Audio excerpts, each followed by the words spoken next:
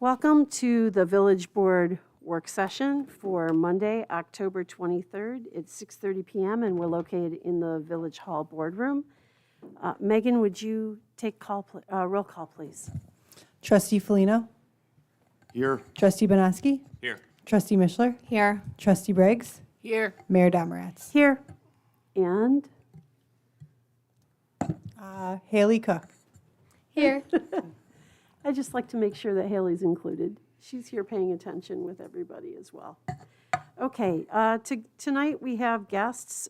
We have David Hastings from CPL, and in a few minutes we'll have Chief Matthew Barnes from the Fairport Police Department. Moving right into, actually before we get started, let me share my normal beginning to the meeting. All village meetings require respectful behavior from the members of the board as well as members of the public in attendance. This includes both verbal and nonverbal behavior and the use of foul language. This is a work session meeting tonight, and it's also got a public hearing. So public hearing are the opportunity for citizens to comment on a particular law or resolution for which the hearing is scheduled. Upon closing the public hearing, the board will determine what the action is to be taken on the particular law or resolution. And village workshop meetings are regularly scheduled meetings at which the board, by appointment, discusses specific issues with residents or other parties, does preparatory work in advance of a public hearing or a monthly meeting. There may be reading of correspondence and announcements and discussing of issues of concern or projects being undertaken by the board. Workshop meetings are open to the public, but participation in the meeting is limited to the board and those with business before the board. So let's jump into this, and under new business this evening, item number 1 is a public hearing to permit the Village of Fairport the use of video conferencing under extraordinary circumstances. Do I have to have a motion to open that, or do I just open it? Okay. So I'll open the public hearing, and the particular item at hand is the resolution by the Village Board of the Village of Fairport to permit video conferencing under extraordinary circumstances. Is there anyone who would like to speak about this particular resolution? We'll give it a minute. Would that be me too? Why don't you hang on? Because this is for the public, and then when we get to the next piece where we go through and determine the vote, there'll be a point where you can comment there. Okay. Thank you. Okay, with hearing from no one in the public on that public hearing, I will close the public hearing at 6:34, and we will move on to item number 2. I need a motion for the resolution of the Village Board of the Village of Fairport to permit video conferencing under extraordinary circumstances. So moved, Trustee Felino. Second, Trustee Briggs. Okay. So here's your opportunity for comment. I know last time when this was introduced, I made a comment, but I perhaps wasn't very clear. I was looking for just some checks and balances and some shared decision-making, because I know sometimes everything isn't cut and dry. So legally, we could go forward with the meeting if you had a quorum, but there's always that, is there something on the agenda that we should wait? So that's, many of our agendas that wouldn't be called into play. I mean, they're just festivals or paying our bills or, honoring our volunteers or parades. But every now and again, we have a very impactful decision. So just a touch for the board to go through and say, does anyone see an agenda item at this time that we'd rather hold off on for 2 weeks? Just to be good, responsible governance. And we can wait 2 weeks till we have a full board. And so you would push just one item. And then if the situation, because I'm guessing we might not use this very often, but it would be good to have it just in case it comes up. We're all people, life happens. So if the decision doesn't, or if the situation doesn't remedy itself in 2 weeks, that's a whole different decision, and you may choose to carry on. But that was the only part that I wanted, I guess. Pretty much as it's written is law, and there's very little that we could tweak and make it personal for our community. And that's what I was trying to explain last time. Just shared decision-making's good, just look it over. Does anyone have, an item that would be better if we pushed and waited till we had everybody here? Because I think it's written Okay. now that you have a quorum, we're moving on, carry on. But there's Well, I think- life in there a little bit. John, would you speak to this particular resolution? It's really not about just not being here. It's if you have extraordinary circumstances so that you can participate in the meeting, correct? Before John answers, I do have one question. You might answer both of them as it relates to trustee Briggs. This not only is allow for video conferencing, this would also permit those under extraordinary circumstances to vote video via conferencing as well, correct? Yes. Okay, so even if we weren't here, as long as the member was visible, was on a connection, they would be able to, as if they were full, as long as a physical quorum was still here, if one or two, for extraordinary circumstances, still would be able to ask questions of the speaker and cast a ballot as well in this resolution? Yes, that's correct. Thank you. Provided all the conditions are met, then it would be as if you are physically present. You can participate and vote. All right, thank So you. when you say the conditions are met, are those the conditions of what consists of extraordinary circumstances? Yeah, that would be one. So the extraordinary circumstances are limited to disability, illness, caregiving responsibilities, or any other significant or unexpected factor. So it wouldn't be going on vacation, for example. So if you meet the definition of extraordinary circumstances, if you also make sure that the other, and these are more technological, that the technological parameters are also satisfied in terms of the public meeting where the video conferencing is occurring, making sure that the public and the board and the member that is virtual, everyone can interact with each other. So it's as if that member is physically present, then the other parameters of the statute would be satisfied, and then they could participate. If we can't meet all of those because of technological limitations, if there's an issue with the person being remote, then we might not be able to still have that. And that would be the case where you would put it off until a later time? Either that or the majority of the quorum of the board present may still be able to proceed. That's up to the board. Okay. They could make that choice. And so it has to be audio and video, correct? If you audio only, you would just be a remote participant, but not. It's both. Yeah, Yeah, that's audio what and I'm saying. video. If it was audio only, then that remote member would not be able to fully participate or vote. Correct. Okay. I was just thinking that if we have the ability to make policy that's going to be in effect for 5 years, that we might as well try to make it as inclusive as possible. I don't know that this is going to be in effect for 5 years. Is It that- actually expires in 6 months from law. Yeah, it may be, to the extent that the governor or the state extends it, then we'll have it on the books longer, but as it currently sits on the open meetings law, it will expire in that timeframe. Yep. It sunsets. Until they make Then another what do we decision. do? They will make another, they'll either say, we're not doing this anymore, or they'll say, let's re-up Carry this, on. and you may have to pass another resolution for their new, Right. or for their It- new, Yeah, if they extend the statute without it expiring, then I think the board can proceed with the resolution on hand currently. If it expires and it becomes no longer legal, and then later on they re-adopt it, I think we would do another resolution of similar ilk. What I like about this is that it allows board members to participate despite possibly having, an extraordinary situation, which those situations do occur. So I feel like this allows for more participation rather than less participation, and I think more obviously is better. So. does anyone else have any further questions or comments? Okay, then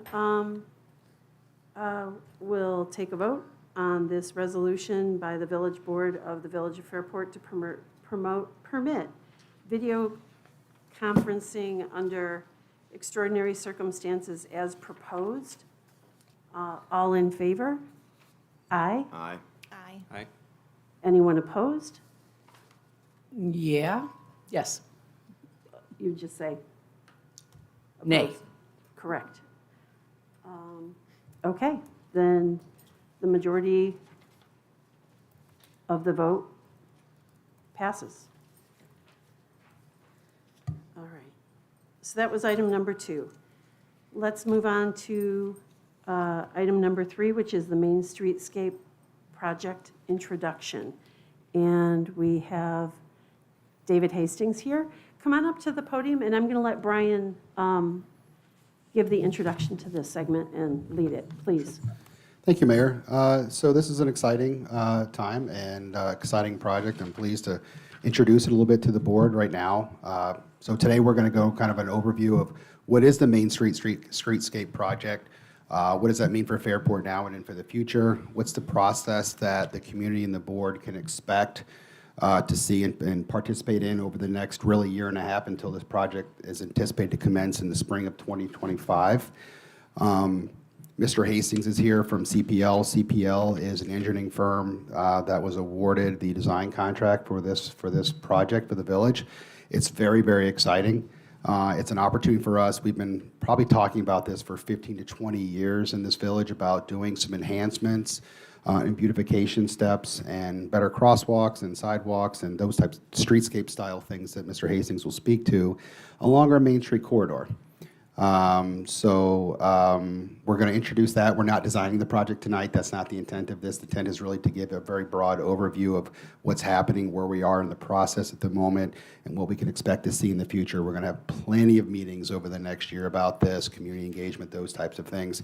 But I thought it was important to get Mr. Hastings here and start talking, getting the board excited about this project, what we can expect as we start to move forward with the DOT approval process and the design and stuff. It's very, very exciting. This is a very, very large, probably going to be close to a $6 million investment in the village of Fairport that we've been planning for some time. And we're moving forward. So Mr. Hastings, feel free to start talking about this and get everybody excited. Sure, yeah. I thought I'd start just by kind of introducing myself and the company I work for. CPL, if you're not familiar, has been around for nearly 50 years. We're headquartered in Rochester. Our company has nearly 500 employees, 21 offices across 6 states. 10 of those offices are in New York. We have 130 people in our Rochester office. We were actually outgrowing our space downtown, and just recently, a year and a half ago, we relocated to the village limits, to the town limits. We're actually in the Woodcliff Office Park now. So we're really excited to start this partnership with the village, our neighbors. Myself, I've been doing transportation design for 15 years now.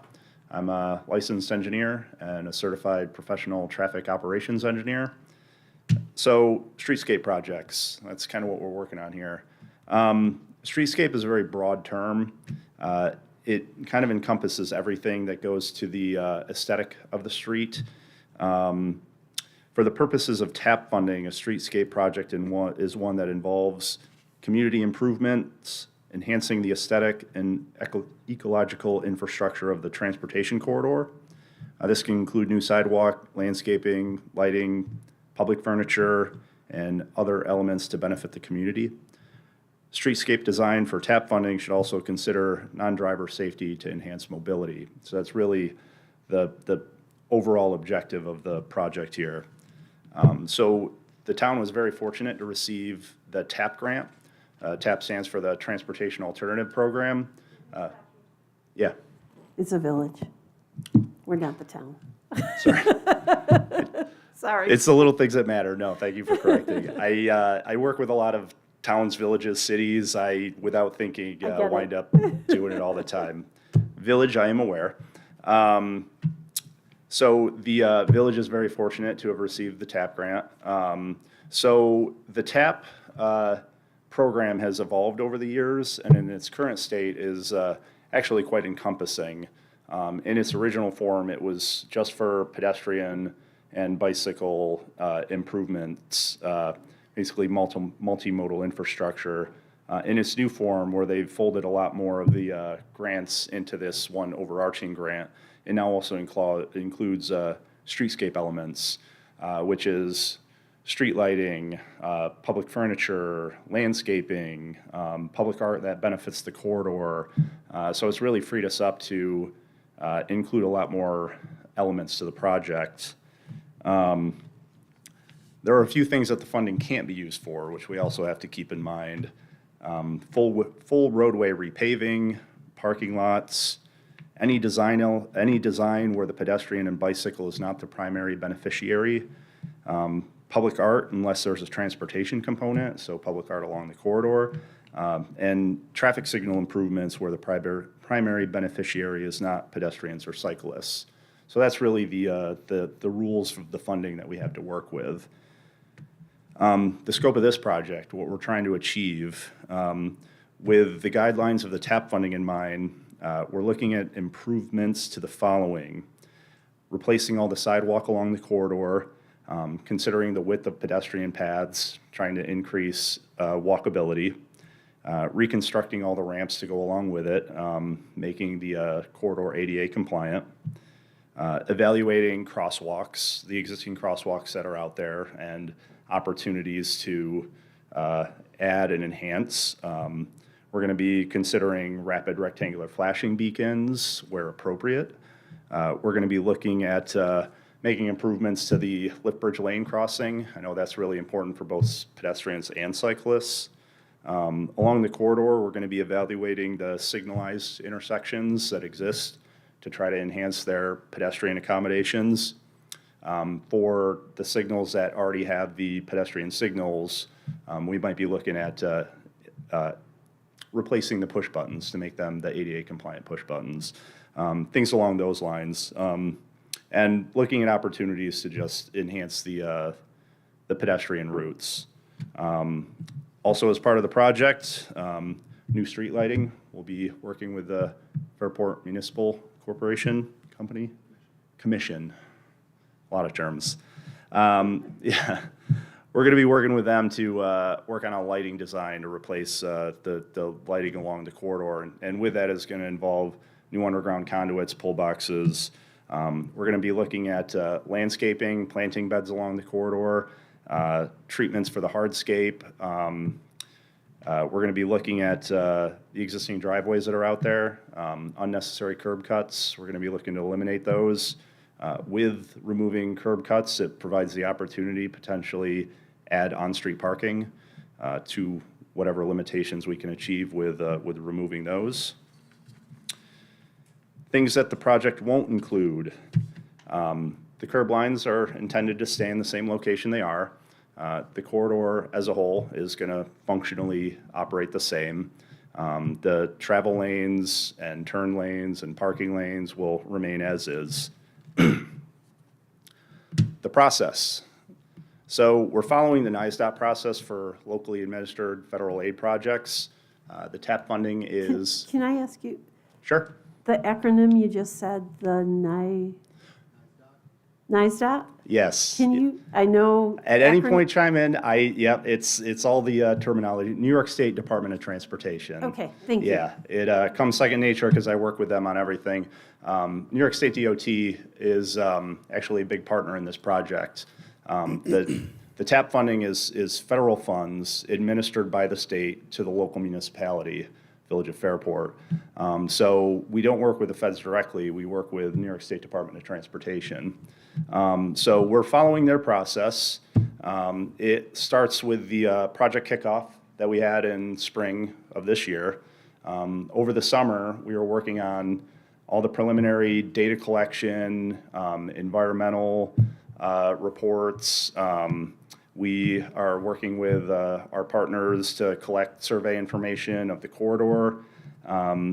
We took the first steps of evaluating all of the historical properties. One of the first steps that we have to do is work with the State Historic Preservation Office.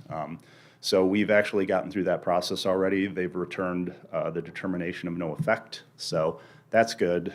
This project is going to enhance the corridor, but it isn't anticipated to have any effects on the historical properties along the corridor. David, if I may, can you describe the corridor limits or the project limits for the board, please? Absolutely. So we're working on Main Street. The limits are from just south of the intersection with Church Street to the intersection with Deland Park A. So we have about 2/3 of a mile that kind of stretches right through the downtown business district. So as part of the preliminary design, we're working on right-of-way evaluations, first steps with New York State DOT. They wanted us to look at if we're going to need any property easements along the corridor, so that process has been started. Can I stop you there for a second? Sure. Would you explain what you mean by saying right-of-way and property easements and how it applies to Main Street in the Village of Fairport? Yeah, so there's an established 66-foot right-of-way along the corridor from the center line, 33-foot either direction. So that is the public right-of-way. We have a few impacts at some corners where in order to make ADA compliant sidewalk ramps, we need just a little bit more space on the corners. So we're working with New York State DOT to acquire easements for those corners. And NYSTOD is an excellent partner to work with in that process. So we are really in the early stages of developing maps for that. So it's just one of the steps that we have to take along the process, just to make sure that we have all our ducks in a row when it comes time to construction, that we're able to get the work done within the public right-of-way. I've got a question as well. Sure. Is there any data that's available for public posting yet, or do we have time frames as each of these get turned in review where we can put them on our website so people can stay up to date on real time on this, or? Yeah, so So there's. benchmarks that we can look for, like you said, some of the stuff was completed over the summer, we're starting some of it. Is there anything that we can post online just so that everyone can stay up to date in real time? Yeah, we have an established project schedule that follows along with the NYSTOP, New York State DOT process that we have to follow. We have a couple of milestones that we have to hit. Preliminary design takes the most time, as we just have a lot of documentation that we have to pull together in the efforts of obtaining design approval from New York State DOT. We can't proceed to the next steps until they've approved the early design, which really is just a lot of formalities. The fact that we're not changing the functionality of the corridor, this is really just a formality that we have to go through the process of presenting all the environmental information and documents, the State Historic Preservation Office, and we're nearing closer to that milestone. So in terms of schedule, we're looking at preliminary design carrying into the winter. We're hoping to get design approval in January, give or take timeframe. There are no dead set deadlines on that. The detailed design will carry on through the spring and into the summer. We're looking to advance this to bidding, where we will put this out for advertisement and bidding. Bidding is scheduled to happen in fall of 2024. Construction for this, we're anticipating early spring 2025. So that's the time frame that we're following. So over the next year, we're going to be continuing to advance the design in efforts of maintaining that schedule. An important part of this that I'm sure everybody's looking forward to is the public engagement, public outreach. So we've partnered with Highland Planning. They're based out of Rochester. They do a lot of this type of public engagement. So we're in the early stages of the process still, but we've been in coordination talks with Highland Planning about the engagement strategy. So in the near future here, we plan to have an established outline with dates on the calendar for outreach that we're trying to achieve. There's a couple of key things. We're going to be reaching out to the stakeholders along the corridor, property owners and businesses alike. We're going to be reaching out to the Fairport Parent and Merchants Association and also doing some door-to-door outreach. As part of this project, we fully intend to have a public open house where we will invite the public to come in and attend, and we plan to present surveys to provide their feedback on elements of the project that are open for discussion, and solicit feedback and comments that we'll take into consideration as we move forward. Really, during the entire process, we're looking to keep the public engagement open and solicit feedback that we'll take into consideration as we're moving this forward. There's a lot of little elements of this project that we'll be looking to make sure that we have everybody on board with. So, Can I just ask a quick question about the survey? Sure. Are the surveys intended for just the stakeholders on the corridor or the public? We'll have a variety. It really depends on where we are in the process and who we're trying to get information from directly. Property owners and businesses along the corridor, and we're going to want to engage with them on certain topics that might be of most interest to them, whether that be elements of the corridor that are directly in front of their properties and businesses, and for other stakeholders, such as the general public, that have a vested interest in the downtown corridor with all the festivals and such that happen. We're going to be looking for a different set of information from them. But to your point, we will be reaching out to surveys and information sessions for the entire community, because it's not the people that own property on Main Street's project, it's everyone's project, visitors alike, residents and so forth. So we've discussed that at length. Yes. And we'll be going out and gaining that feedback and soliciting that information. And Highland Planning will be in charge of all of that, the surveying? Yeah, we'll be working with Highland Planning. So CPL is the lead on the project, and we're partnering, Highland Planning is partnering with us to help with their expertise in implementing a lot of this. So I'll be working with them to come up with ideas for surveys and information and distribution. So that'll be the important role that they play on the project. Kind of getting through my list of talking points here, I touched on bidding briefly. As we get into the bidding process next fall, we're going to be advertising this, opening it up for bids. The contractor, the bids that we receive are going to be evaluated for the responsibility of the contractor, and then the lowest responsible bidder is going to be accepted and awarded the project. There's a lot of paperwork and formalities that we have to work through with New York State DOT. The contract documents are going to have to contain a lot of the required New York State and federal provisions. And this is pretty standard operating procedure for every TAP federal funded project. CPL has done quite a few of them, and this is just something that we're going to be working through. And any village provisions that needed to be included in the contract documents. When we get to that point, we'll work through it. Mr. Hastings, can you speak to the duration of the construction phase? Yeah. From commencement to completion?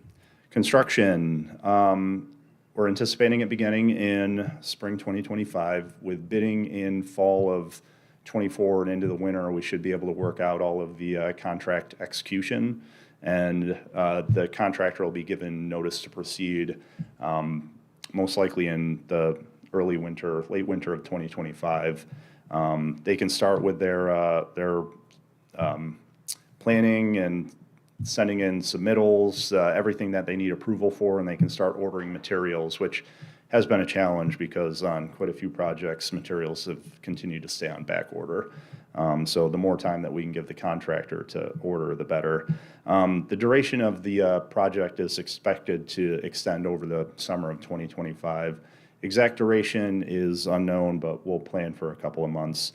The project is going to proceed in various levels of I'll call it obstruction to the corridor. They'll start with underground utility work. With all the street lighting that's going to be coming in, there's going to be a lot of conduit that needs to be laid before they can do sidewalk replacement. As part of the contract documents, we fully intend to lay out the village event schedule that the contractor needs to be aware of. So we can dictate to an extent the areas that they need to avoid and the times that they need to reduce their impacts. So as part of the plans and the contract documents, we'll be including guidelines for the contractor to follow when it comes to construction. Also, as part of construction, we are intending to hold weekly meetings for both the contractor and the inspection staff, at which point we'll be establishing the contractor schedule for the following week.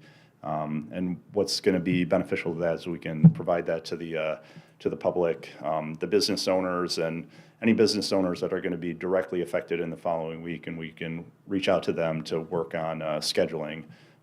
If they have certain times of days or deliveries that we need to work around, that can be accommodated. So, Thank you for this presentation. I think that's a really good overview and, quells any, questions. The only thing, Brian or Megan, over the course of the week, if we can just update the website for the next steps I was looking at, because right now it's timeline of January 9th. We didn't really have anything newer to update on that, but at least we know.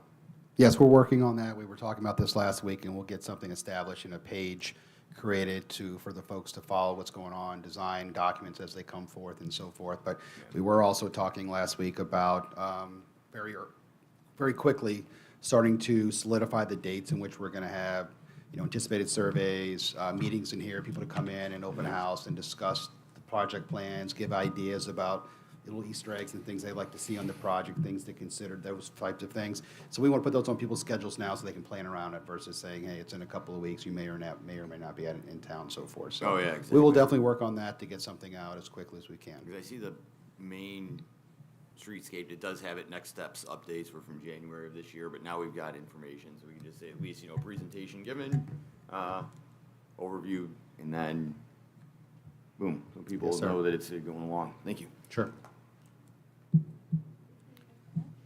Yeah, no, actually, I'm glad we had a chance to answer a few of those, because one of the questions I did have is, are we having a project website, or is there someplace people can go for information? It sounds like we're gonna establish a page there, and I think that's great, if we can start, even though it is early out, getting a sense of when you're gonna wanna start hearing from the community, because it sounds like, right, if we're gonna have, if January is when we're looking to have general sign off on the design, I'd anticipate we're probably looking at something within the next couple of months, right? To have, at least a few rounds of feedback there, both from the stakeholders along the corridor as well as from the community. So I think having the website on there will be good.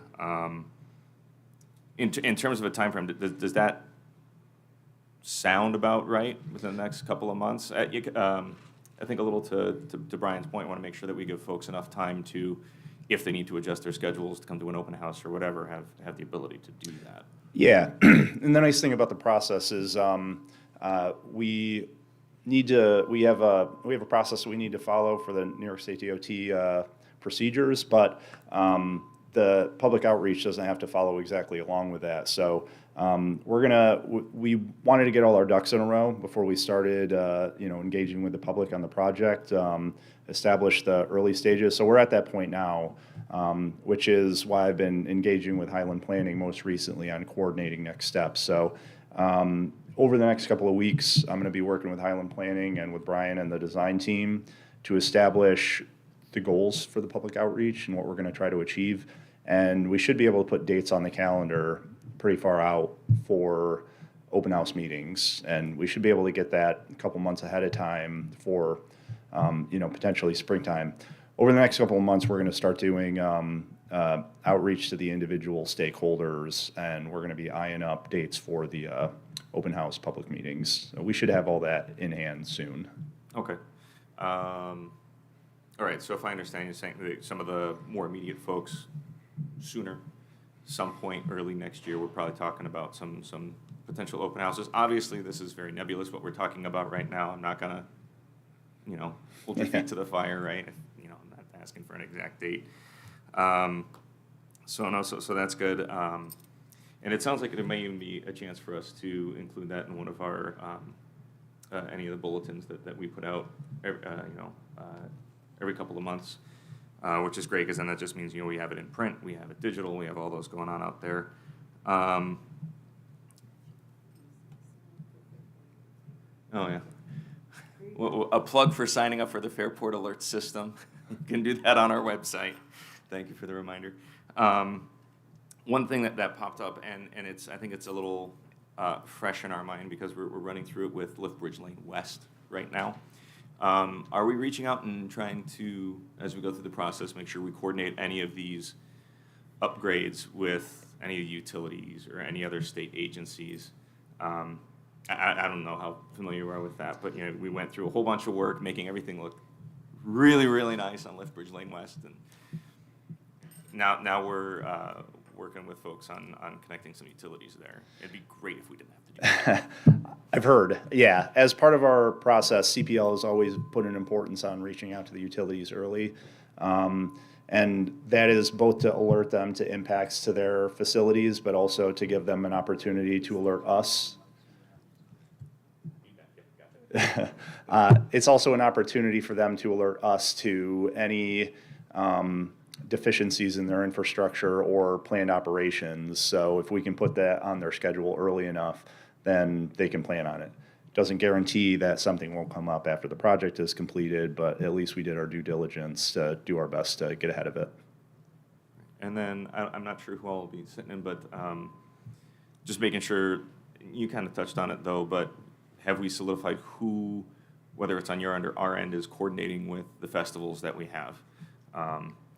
I don't think I'm alone up here saying that. I don't think we're there yet. No? That's all part of the process, where we'll be working with them, talking with them. Okay. So, but that'll be coming from us, or? Us is, we are the owner, so yes, everything's Right, from okay. us or our agent, correct. Yeah, and that'll be an important part of it. We knew really early on the festival scene in Fairport is very important, and we want to keep impacts to as minimal as they can be. So as part of the process, as we work through design and into developing construction documents, and when a contractor is hired on board, and through the summer of 2025 when the contractor is working, we're going to be in regular contact with them about avoiding impacts to the festivals as best as we can. It sounds like those weekly meetings are going to be crucial for communicating with business owners. Yeah. To be sure that, the impact on them on a daily basis, not just the festivals, but on a daily basis is reduced. And that's pretty standard on a lot of construction projects. Not every, it depends on the location and the scenario. But for this project in particular, the importance is obvious. So we're going to be kind of writing that into the contract documents for the contractor to keep his schedule up to date on a weekly basis. And the contractors want to be partners with the municipality and the inspectors as much as anybody else. So I don't anticipate that being a problem. Do you have examples of communities that you've done projects of this scale that the public or the board members can refer to? Sorry, one more time? Property or different communities that you've done projects like this to this scale? Yeah, I'm actually, another project that I'm working on at this very moment is in the city of Buffalo. It's the Jefferson Ave project where the top strategy happens. So we've had a massive public outreach campaign for that project. So, yeah, some of the strategies that we've implemented for that are also applicable to coordinating with the village of Fairport. So we do have examples of some outreach that we've done for that. It wouldn't necessarily be kind of apples to apples for what we're going to be doing here, but I could supply. But it was a TAP-funded project as well? That is also a TAP-funded project, yes. So my question, I think, to what Deputy Mayor Mishler said, do we have any projects in the last, say, 5 to 10 years of completed ones of communities comparable size, more village or town, less urban, that we can go to like their municipal websites, either before and after of what this streetscape might look like? Not a urban center, but a community similar more to Barrington Fairport. I do have some examples. I mean, not even to put you on the spot tonight, but if Yeah. we could include that for Brian, that we can include those on the website as well, so it's just not all renderings or something that's a city, but Yeah. where people can look at, previous ones and see how it's beautified their main streets, comparable to our corridor. Yeah, we actually, last year finished up a project in City of Olean, where it was a TAP-funded streetscape project, also named Main Street, that was a really great project. We were really proud of it. We submitted it. It won some awards. So we have before and after pictures that we could supply of how that kind of changed the corridor.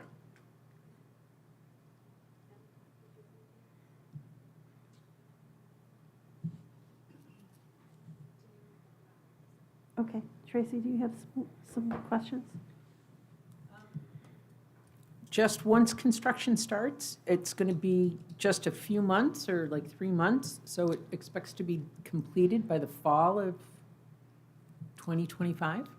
Yes, it should be done in one construction season, barring any, lack of materials that sometimes they run into. But most of this project is going to be locally sourced materials. The street lighting and whatnot, I know the village has run into their challenges with getting all the materials in hand, but the contractor should be able to come through and do all the underground work over the course of the summer. And if any work were to linger, it would be relatively minor installations. So we fully intend the project to start construction in the spring and wrap up before fall at the latest. It's hard to predict exactly how long these are going to take, and we're still working out some scope of work elements, but that is the plan. Yeah, and lighting, we're looking at removing that from the project, having FMC do a critical role in installation, and we'll purchase and order those way ahead of time to make sure there's no delays and the project is completed in full per the end of the construction season in '25. We're anticipating that delay. You mentioned driveways, the changing of driveways out onto Main Street. Are there particular driveways that are already at the forefront? We need his on. We had to make some adjustments to get the volume up, but phones next to these things don't help, computers, stuff like that. We have a sound engineer coming in next week from Syracuse to kind of look at this and the acoustics, bring some equalizers in, so it's going to help out some, but we knew there were some challenges in the public hearing from that, so we turned it up a little bit to do that, but we're getting some feedback too, so it's kind of the lesser of the evils at the moment, so we apologize for the inconvenience. I'm afraid to, okay. Driveways. Are there some driveways that intersect with Main Street that you're particularly concerned about? There are some for me. I'll leave it at that. I'll have a survey for you. You can fill it out and let me know all about it. There are a few that jump out that just development has occurred and there's a driveway curb cut where there's no driveway there anymore. So obvious candidate for removing that and just bringing it up to the full curb height elevation. There's a few other locations where we'll be in talks with the operations of the property and future development plans.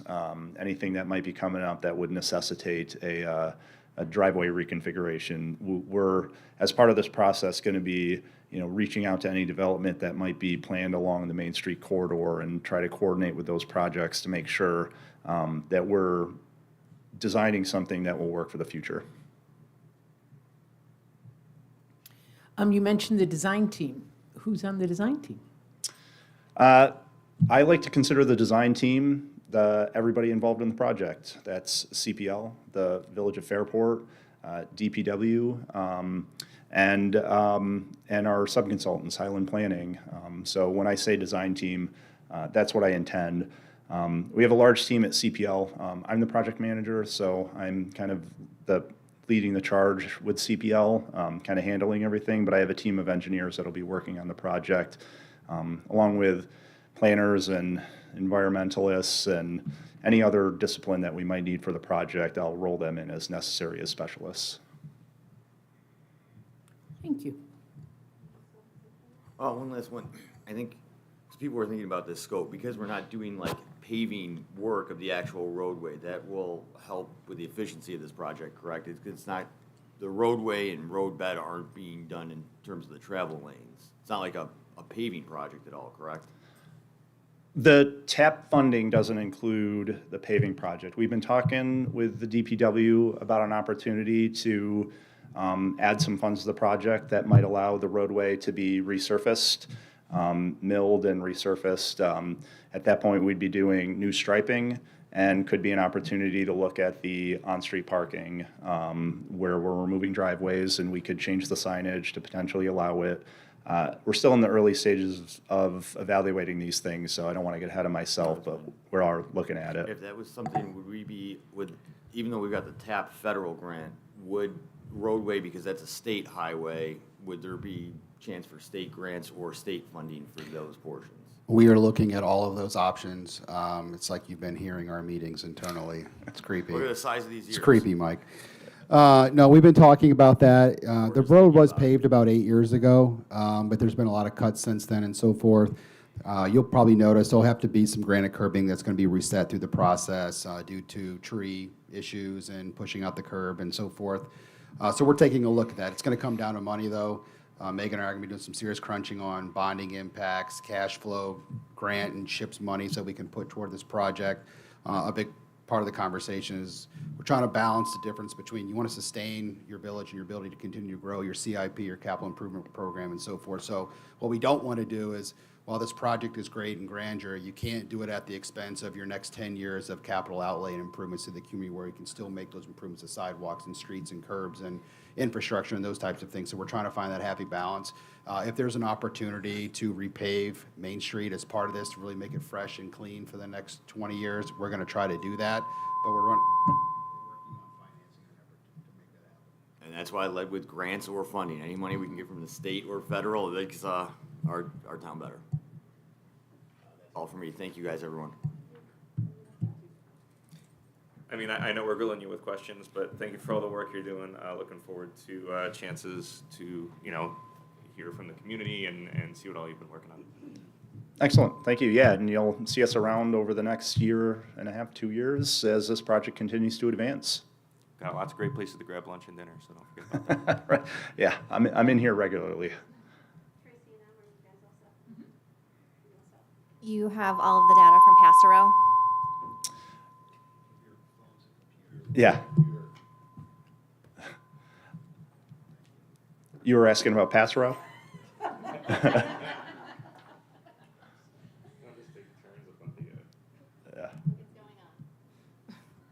The Passero studies. Yeah, we've actually met with OSED. They alerted us to the study that they were looking at.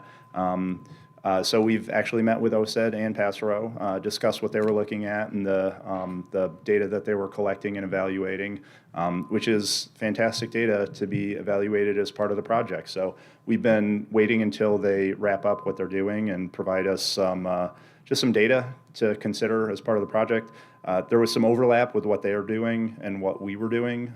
So it was really good opportunity to have a meeting to discuss what we're studying and what our project includes. So some of what they were looking at was already being considered as part of the project. So good opportunities there. One last comment, I just want, for the public and everyone, because you and Passero, both federal DOT recognized engineers, right? Both firms?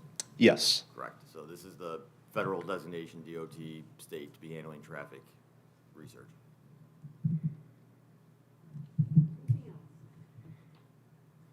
I don't have any questions for you. Thank you so much for coming this evening, and we really appreciate you giving us an overview of what we should expect to be going through in the upcoming 24 months. How's that? It's a long process. It takes a is. while to go from funding to design to construction. When you consider that we were working on this, Brian, what year did we apply for this? Was this 2021? We started in 2020. We've applied for this for 10 years. Yeah. Yeah, we got this, But I most believe, recently. in, correct, 21, Yeah, the end of 21. so, okay. Thank you very much. Thank you. look Any forward to questions or hearing from you again comments soon. can always be addressed to me. I'm happy to engage in any way that you'd like. Thanks.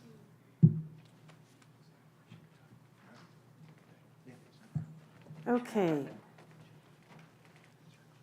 All right. So that will take us to item number 4, which is Police Department update. We have with us this evening Chief Matthew Barnes from the Fairport Police Department. Would you like to introduce who you brought along with you as well? Good evening. Yeah, I'm Matt Barnes. I'm lucky enough to work with the Fairport Police Department. To my left is Sergeant Matt Weber and Sergeant Ryan Callen. They came tonight in support of our numbers and our work. So, put together a quick PowerPoint for you guys and the audience, just as I talk and talk through the talking points, give you some kind of visual with some numbers, so you have a grasp of what we're talking about tonight.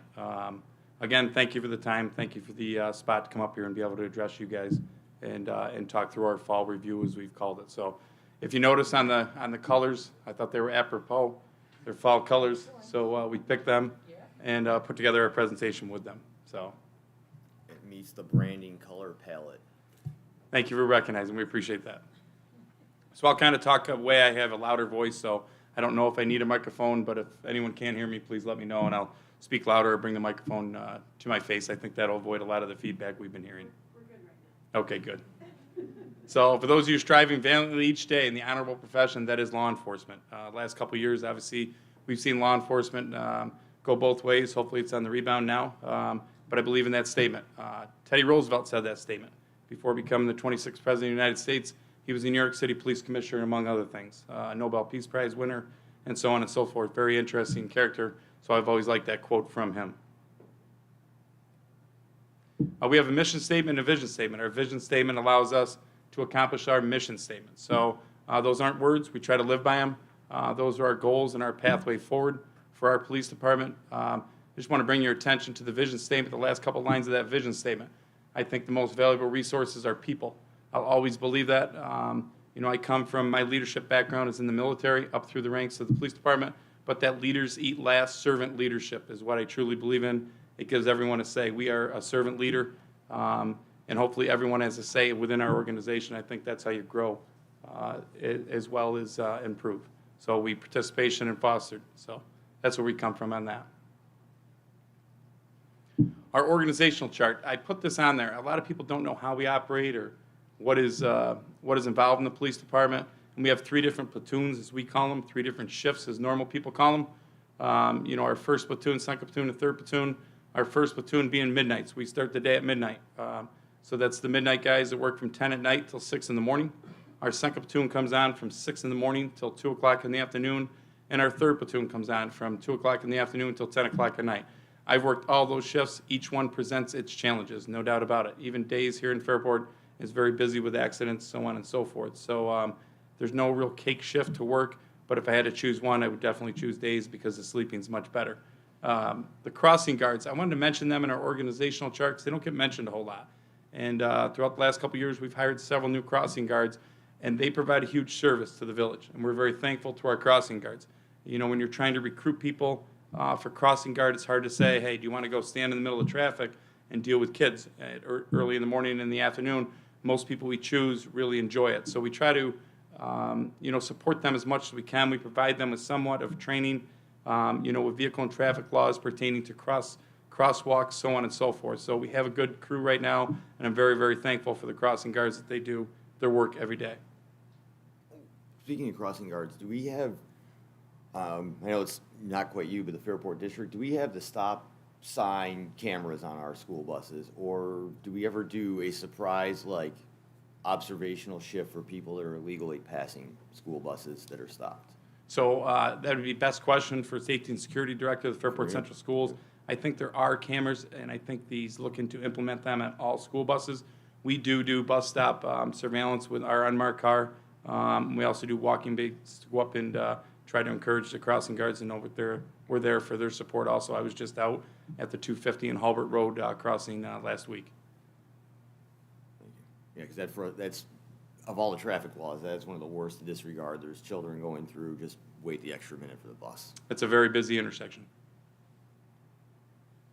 Department goals. I think it's very important to set goals. I really do. It's something to strive towards and work towards something.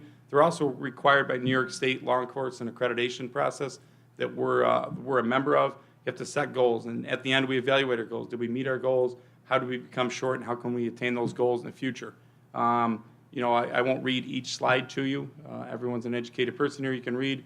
Promote officer wellness and safety. That was a big thing for us, and it's a big forefront thing. We just came from a conference in San Diego last weekend, myself and Sergeant Callan. They gave several classes on officer wellness, and it goes back to our vision statement, taking care of your people. You have to take care of your people. They're the most important resource that we have in any entity of government or private business. Identify needs of the department. I just want to point that out. Needs and goals and wants are obviously three different things, but the needs, again, we sit down every year and say, what does this department need? We're not talking about pay raises or uniforms and stuff like that. How can we obtain our mission statement? What tools do we need to obtain that mission statement or best produce that product pushing forward? A couple of the needs this year, obviously, are road barriers for all the events we have.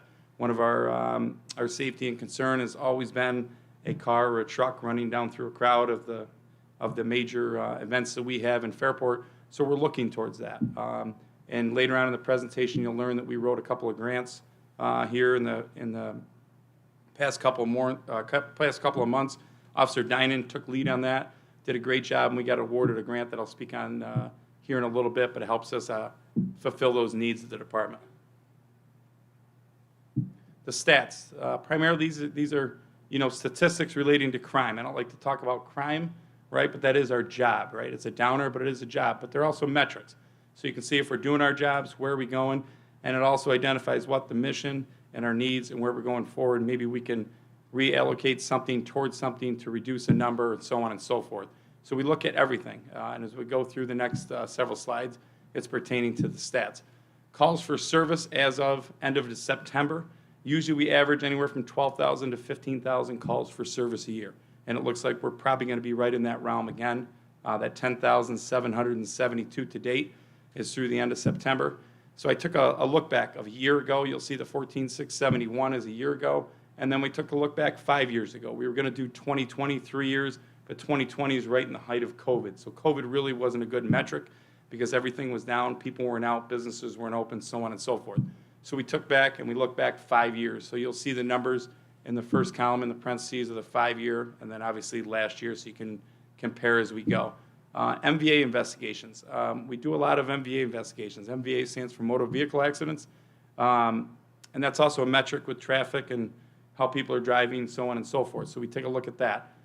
We've had as many as 250 to 300 in a year, years past. We've had high numbers of MVAs. And the only reason I know this is because I was the accreditation manager for the department for a long time, and we had to count that and keep track of it. Now I'm talking probably over 10 years ago. But we've seen those numbers come down, and which is good, but they're still at 110 to 150 to 200 a year, which is a lot of accidents in a village this size. With that, there is a ton of traffic, as we all know. A ton of things going on, a ton of events, and obviously a ton of new places opening, which brings people. People are great, but with people come issues. One of the issues is obviously driving. So 110 MVA investigations for this year thus far, 156 all of last year. Tickets issued. There's been 157 tickets issued. Again, the 5 year look back is 175 in 2018 and 215 in 2022. So we'll be right around that 200 mark to 215 mark by the end of the year. 69 total arrests. And when I talk about 35 penal and 34 MHA, MHT arrests, the penal law, the primary, when you see the larcenies or burglaries or criminal mischiefs, so on and so forth, that's what we're referring to when we say penal law, New York State penal law. Obviously, we enforce a lot of laws from state to federal to canal to railroad law. There's a bunch of different laws. There's a plethora of laws that we enforce, but primarily we use the New York State penal law. Again, the look back for 5 years is 58 in 2018, 52 in 2022. So again, we're a little bit above average on the arrest. I can't really explain that. I mean, people act the way they do, but those are the investigations. We've done quite a few investigations this year. They're very time consuming, especially the more involved ones, which takes a lot of man hours. 5 outstanding warrants of arrest, So it's an interesting topic. There's 2 types of arrests, and I put in the parentheses, all of ours are arrest warrants, not bench warrants. So if you've been arraigned and haven't been back to court or refused to come back to court, then a bench warrant is issued. If you have not been arraigned and you've given an appearance ticket, and then you're released on your own recognizance, and then you don't show up at court, that's an arrest warrant. So there's a couple different types of warrants. Nonetheless, they're both warrants. Right now, we have 5 outstanding warrants of arrest on our board. In other words, 5 wanted people out of the village of Fairport. I asked the deputy chief of the city of Rochester, who I went through the police academy with, I said, how many outstanding warrants do you have? And she goes, how many do you think we have? I said, I would guess 10,000 or more. And she got laughing. She came back to me the next week with an answer that was very close to that number. So I think we're very lucky to have the 5 warrants we have. Hopefully by the end of the year, we can clear them. The response time, this is a huge metric to me personally and to any citizen calling 911. And that response time is when someone calls 911, how long does it take for a police car to show up at their driveway to deal with the issue that they called us for? That response time is taken in priority 1 calls. So priority 1 call would be someone's breaking into your house, someone just stole something from your business, so on and so forth. There's also priority 2 calls, alarms, maybe a criminal mischief that happened yesterday, they need a report taken. So there's priority 1s through 4s. But for the priority 1 calls, the biggest metric we like to look at, it's 3.5 minute response time, which is fairly quick. That's from the time we get the call to the time we respond.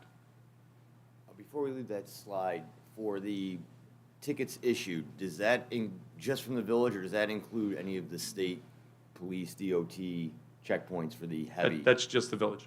So there is some more, like, whenever those Yep. checkpoints, or the county DWI checkpoints, those are? That's just the village. Okay, so there would be an additional to that number? There would be. Okay. Chief Barnes. Ma'am. Car theft is a huge problem in and around our area, not necessarily our particular areas as being a huge problem, but where is car theft in these numbers? Yep, Where if does you'll- it show? If you'll provide me a little bit of time, I actually put this beautiful slide together, about 4 slides from now on car theft, and it was a huge deal this year, and that's why I did it, and I'll explain when we get there, so I'm not pushing you off, but I will get you your answer. Beautiful. Yep. Crime stats. So index, DCJS, Department of Criminal Justice Services here in New York State, and the national reporting incidents keep an index number for each agency across the United States. Index numbers basically are the totality. They're broken down into primarily 2 categories. One being, I call it violent, and one calling property, okay? When I say violent crime, meaning murder, rape, robbery, and assault. When I say property, I mean burglary, larceny, and motor vehicle theft, okay? They add those 2 numbers together to give your index number. So I went back and started looking at these index numbers, and again, it's just a metric, okay? But most departments use it as a guide of how they're doing and where they can allocate resources, so on and so forth, what I spoke of previously.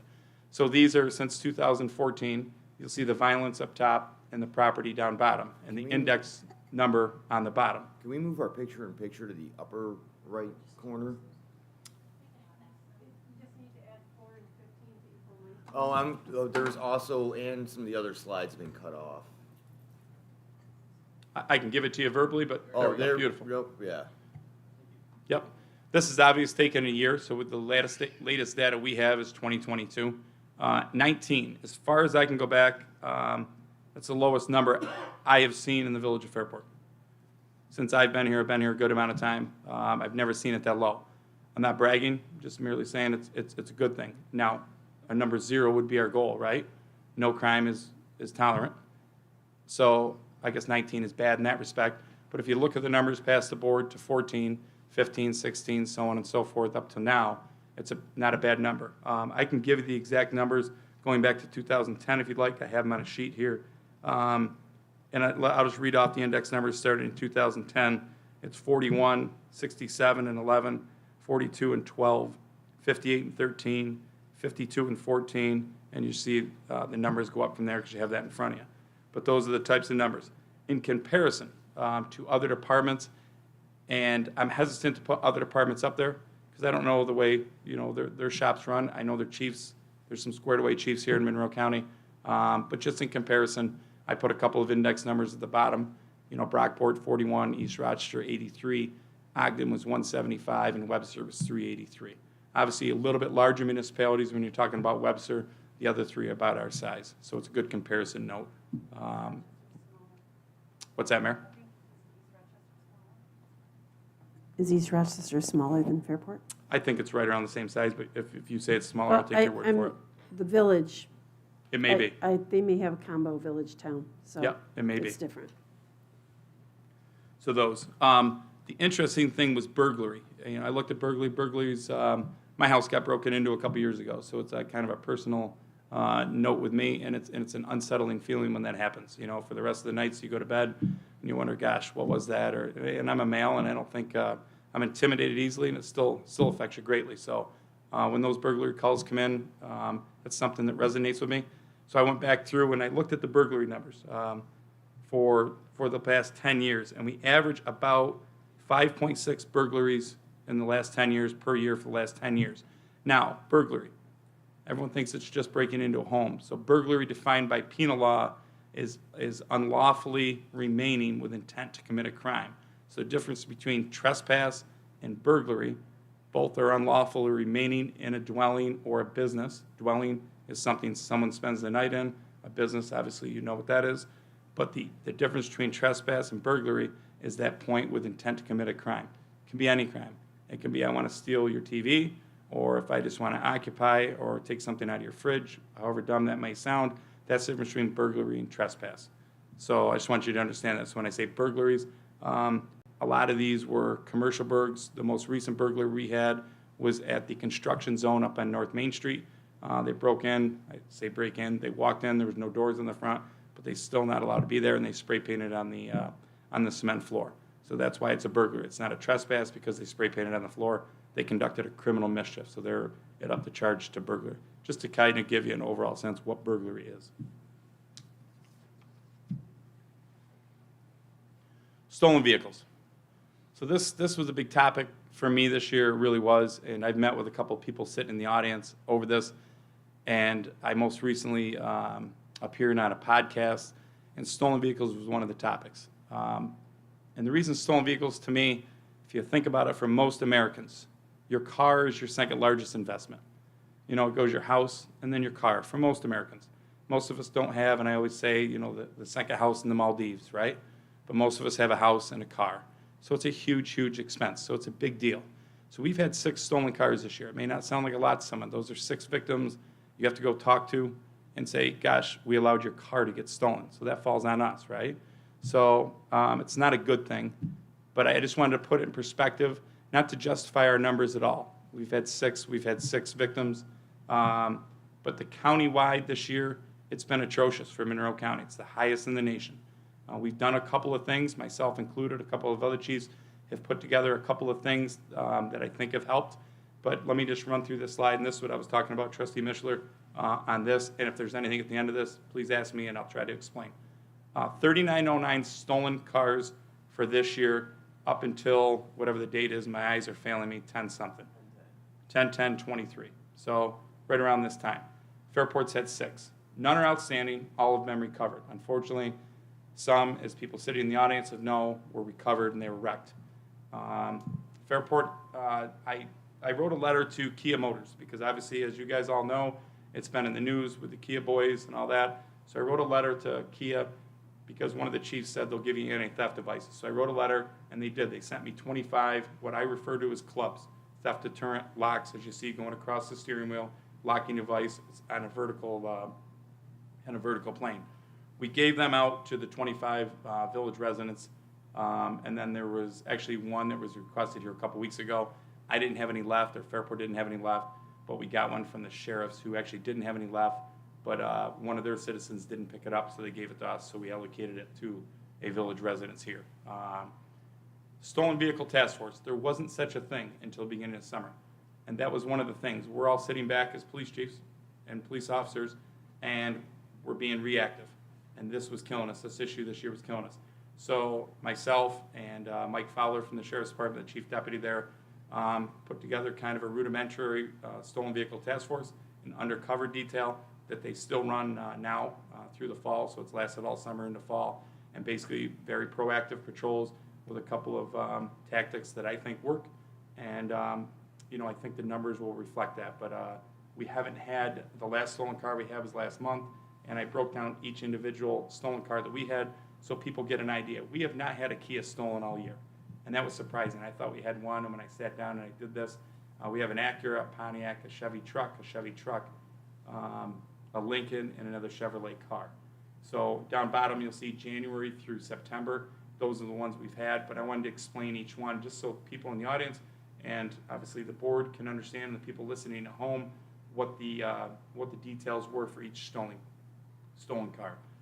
The one on Homestead, unlocked vehicle, keys were left inside of a glove box. So I think someone entered the vehicle maybe looking for car theft, whatever it is, and found vehicles. This is just my own take on this. Found the keys and took the car.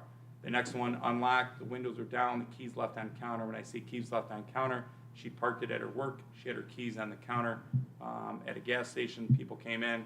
It was on the camera. They took the keys off the counter, went out in the parking lot, got in the car, and stole her car.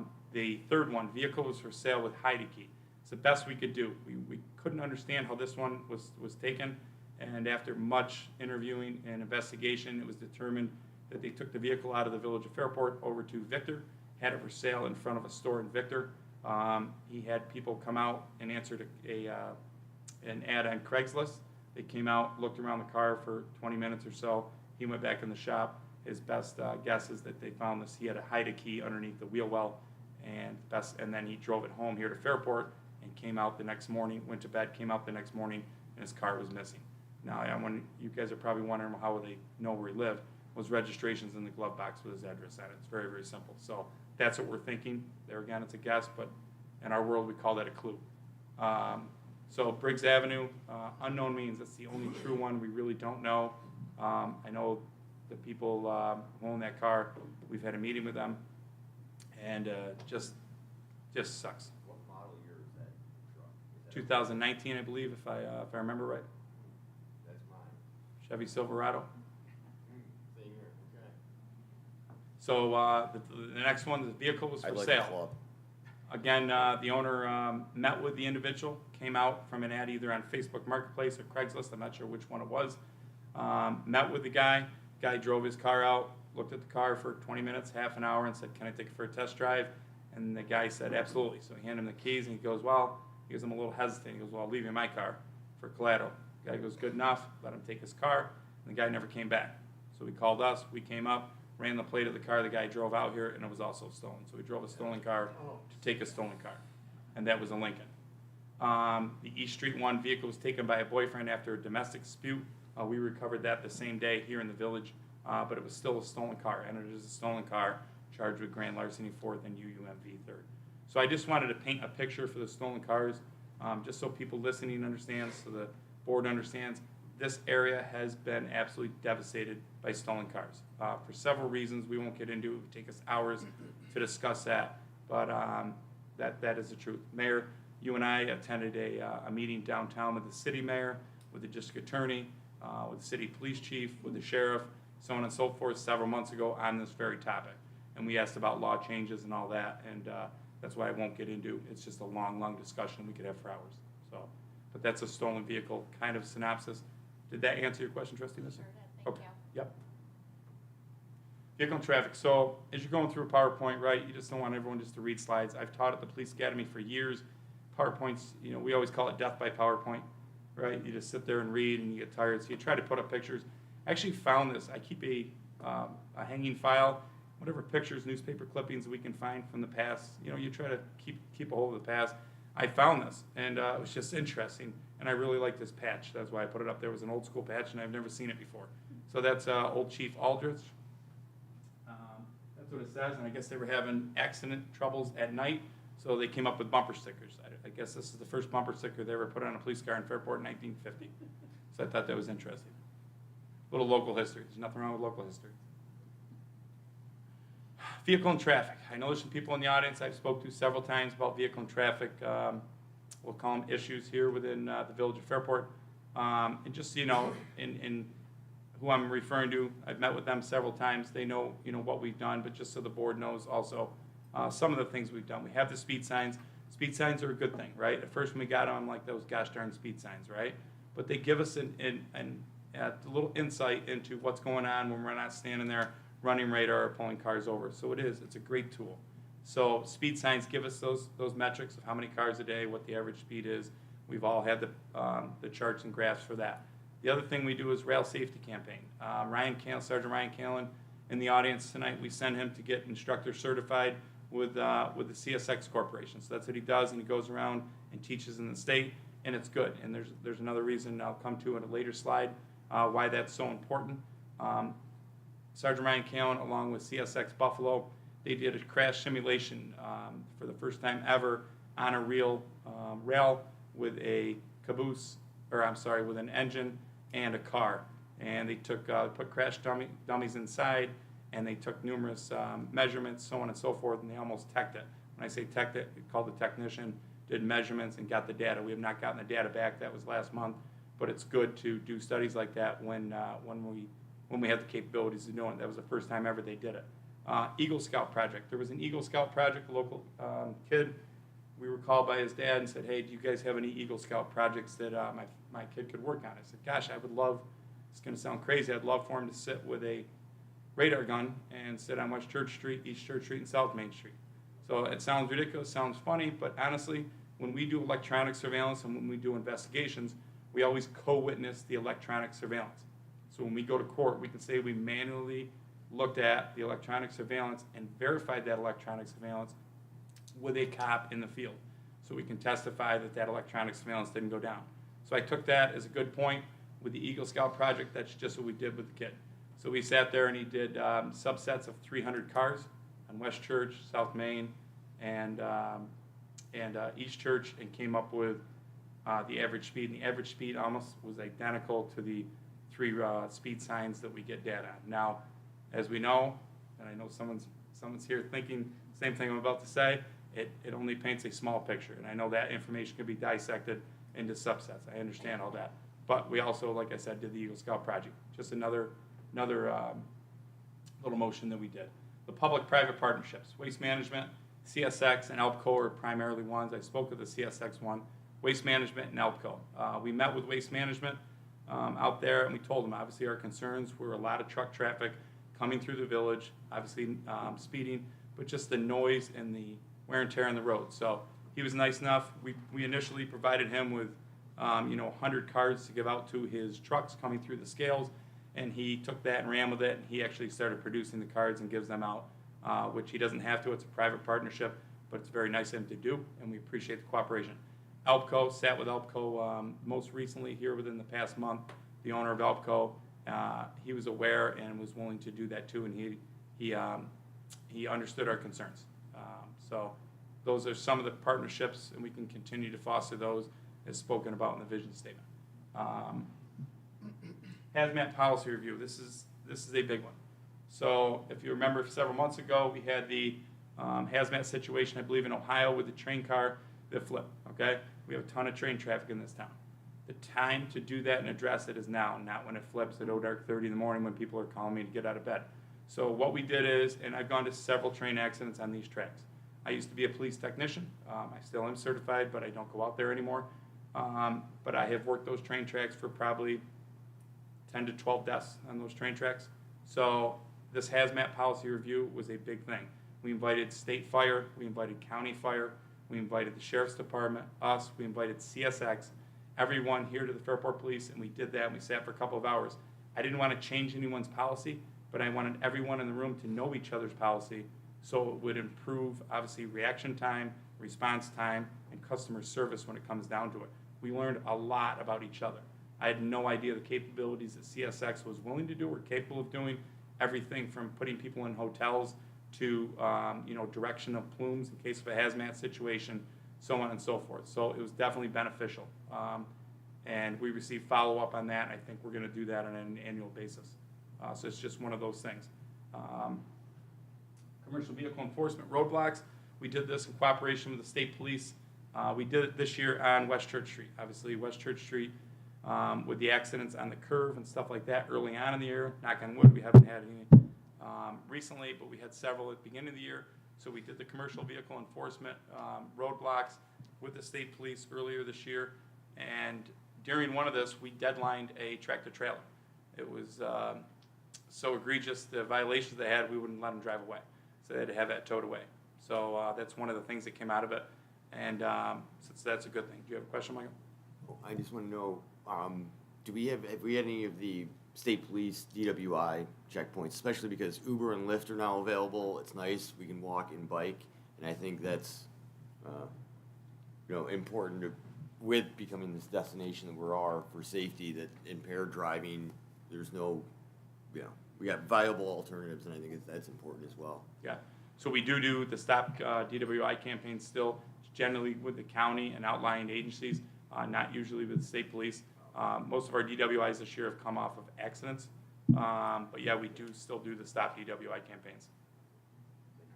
You bet. So the last one on there was neighborhood engagement information gathering. That was something that came out of the accidents on Church Street. And I just, for the life of me, could not understand why people could not navigate the turn on Church Street. And everyone here is familiar with the problem. And it just, I didn't have any answers. I really, truly didn't. And obviously, we've put up new signs, and we put them the distance that the law requires. We put up reflectors on those signs to make them more visible. The only thing we didn't do is the zip strips in the middle, and that's an option down the road that we could always do. But we went and knocked on doors in that neighborhood. We knocked on a lot of doors, and we just talked to people. And obviously, we always don't have the answers, and we talk about that community and policing relationship. Well, this is one of them. We just ask people, hey, you don't know who lives there. Maybe it's a traffic engineer. Maybe it's someone way smarter than me. Maybe it's someone who's not any smarter than me who just has a great idea.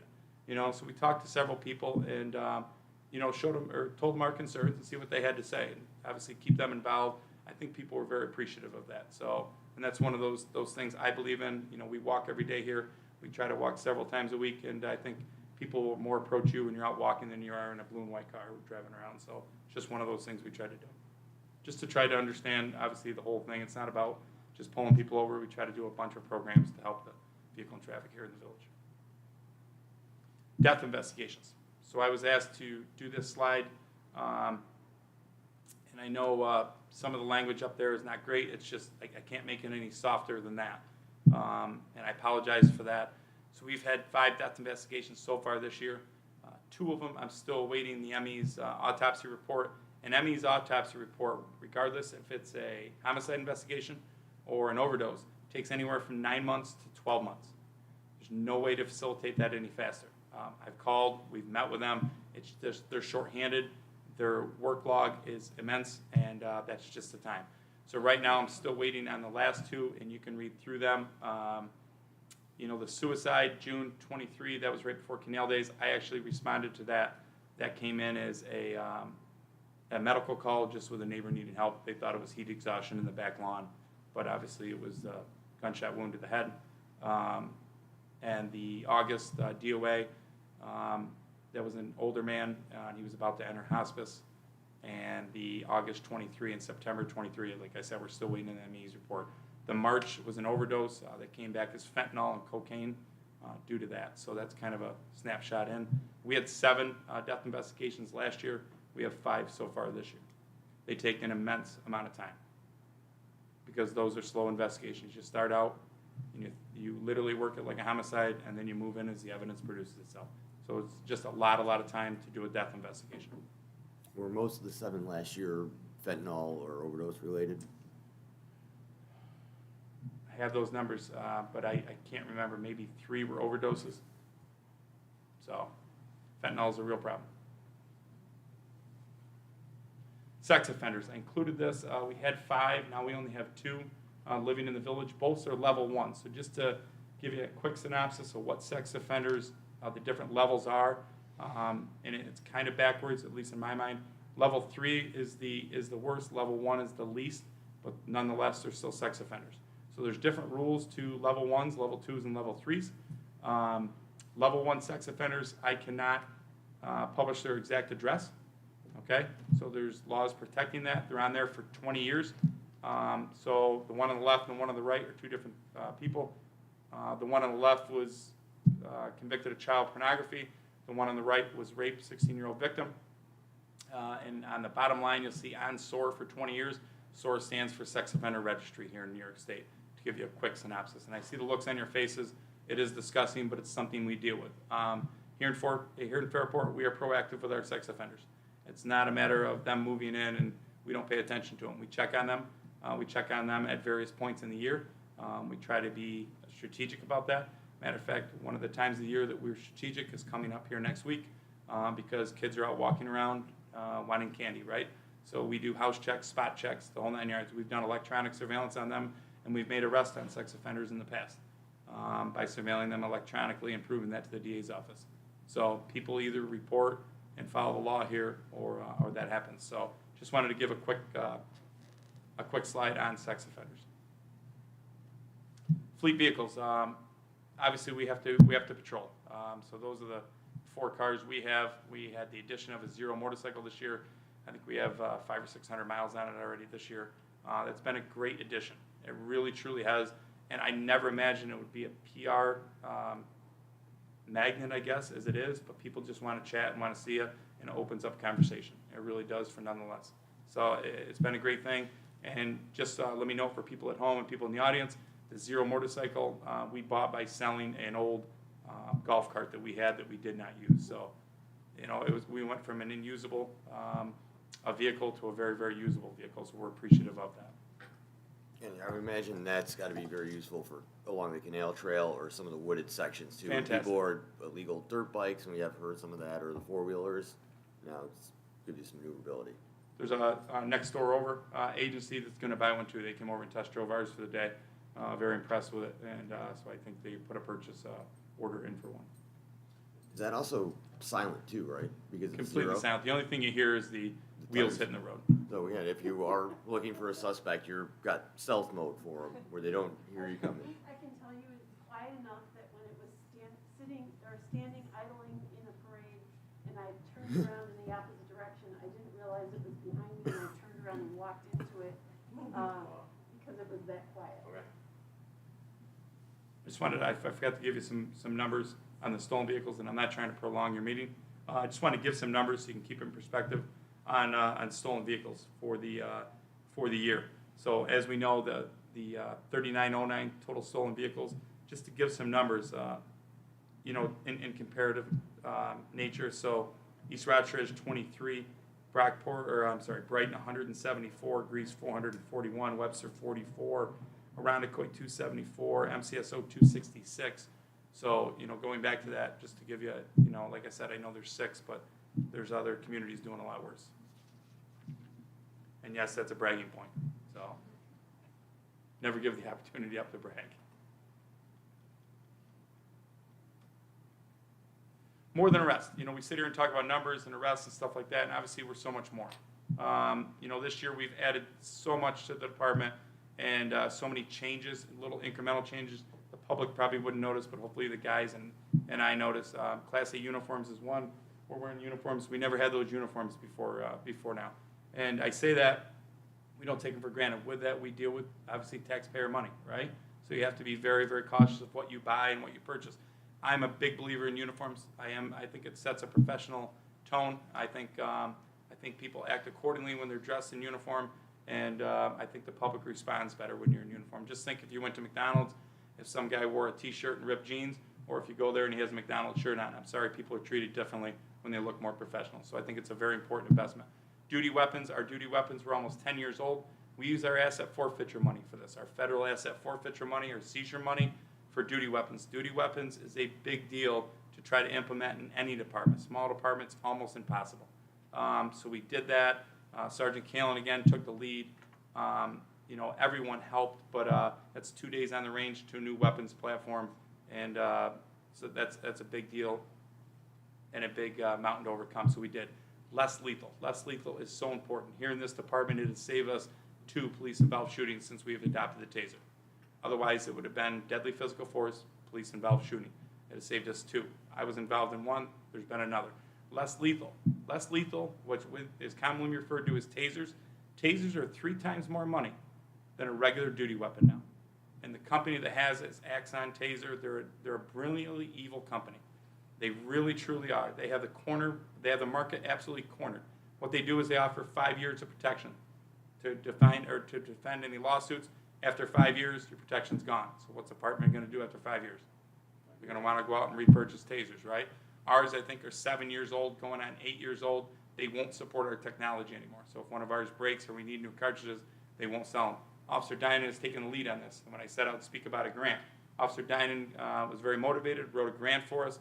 We got the grant awarded last week. It's a $46,000 grant through New York State for new tasers. So that's huge. That saves our capital money that we had money allocated in there for the tasers. Very, Michael. What is the cost per taser roughly? Almost $3 grand. Okay, I just had no idea. Yeah, we buy 15 of them. We issue 10. We have 5 in reserve in case one breaks. And by cartridges, each taser a single cartridge, or can you get replenishment cartridge, or once you use it, it's done? So the I have no taser idea. itself, the platform itself, they're removable cartridges.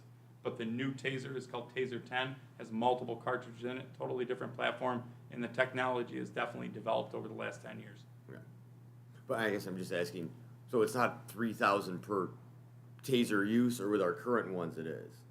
No, it's not. Okay. $3,000 is the Is the taser itself. platform and then the Comes with the cartridge cartridge. Almost looks like a gun shoots a bullet. The cartridge is the bullet. Okay, Does but that make sense? it does. I guess what I'm asking is you can get new cartridges for the platform? Yes, you can. Okay. Yes, you can. I had no idea. Yep. Pre-planned perimeter points is something we came up with for an active shooter. It's implemented now throughout the county. Basically, what it does is take the onus off that responding officer, because he or she already has so much on her mind or his mind going to that school or that business where an active shooter is taking place. So those pre-planned perimeter points, we worked with the Monroe County Dispatch and the 911 Center along with all the chiefs. Now we can fill out forms ahead of time, and they set perimeter points for follow-on or mutual aid to come to automatically without that responding officer calling out for them. So it just takes a ton of information off of them and lets them dedicate to the problem. So that was kind of a big deal. Glad to do it. Again, it takes a lot of time to implement something like that. Front processing, we put a processing room in the front of the police department, so no one has to go in our patrol room anymore, where we eat lunch and our personal stuff is, our wallets are, and so on and so forth. Fairport Electric was nice enough to hook up electronic and wireless capabilities so we can print and grab our pre-print templates and so on and so forth. Fiber optic connection for DataWorks. DataWorks is our new processing for prisoners, and the fiber optic connection, which sounds like old hat technology. We have had fiber optics in this building for almost 20 years.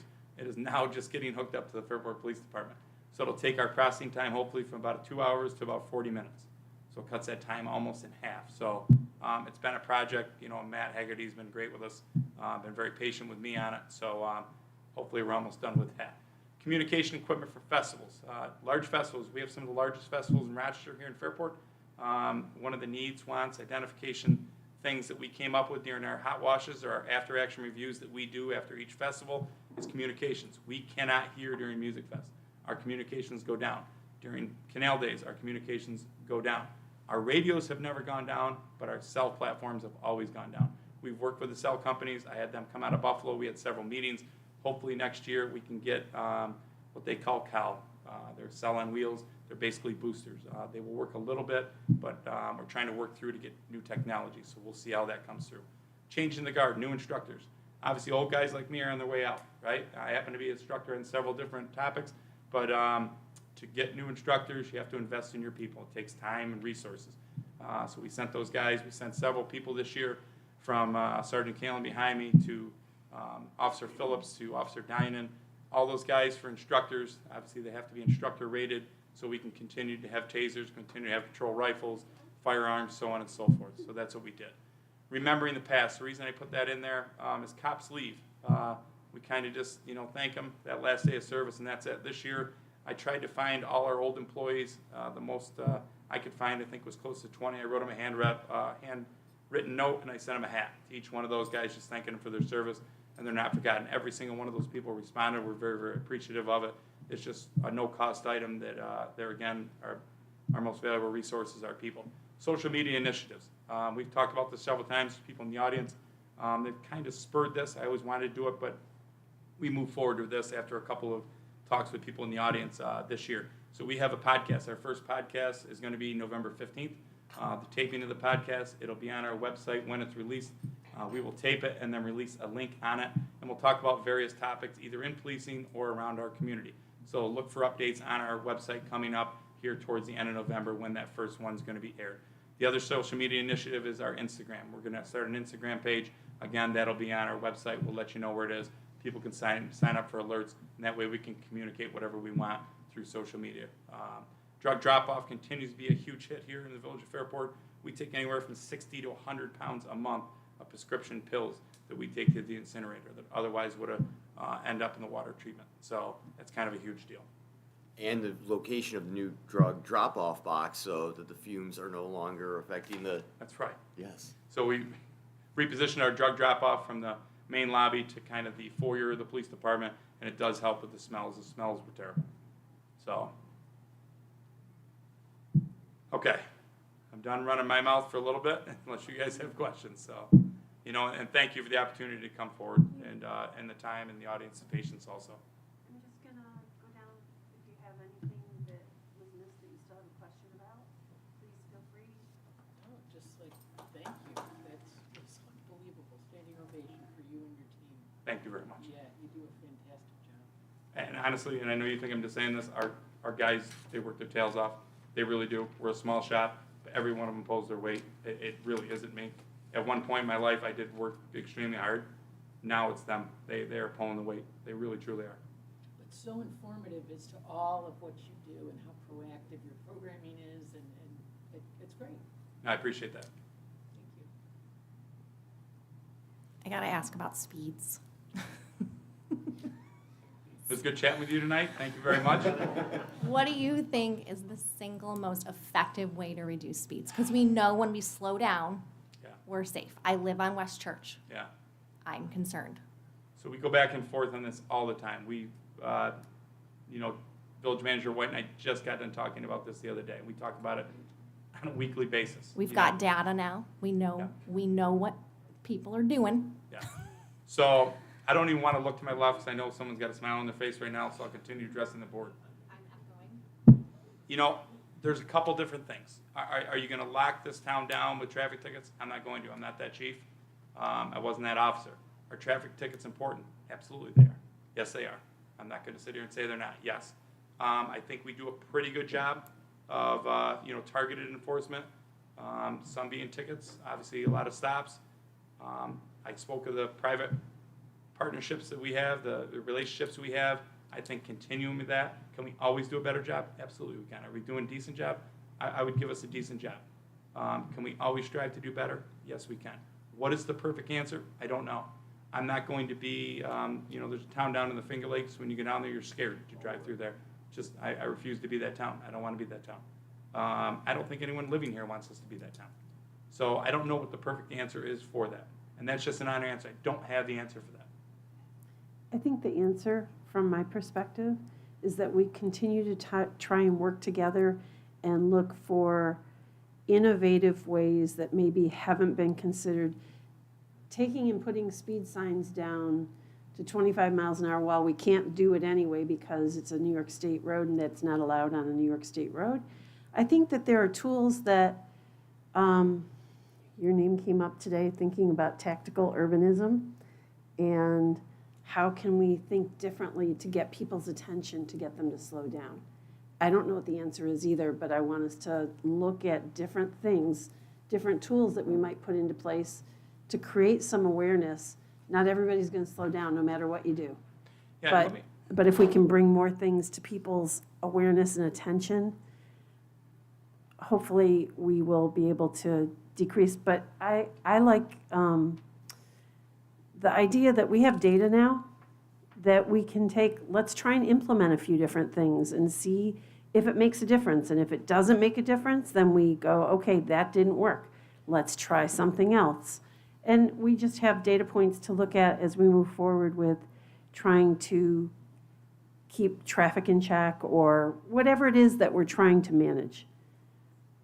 That's my personal opinion. It's not the opinion of everybody, but Understood. I think that we can look for different ways to think about how we slow people down that's not always pulling them over, whether it's increasing on-street parking or looking at, visual cues that help to slow people down.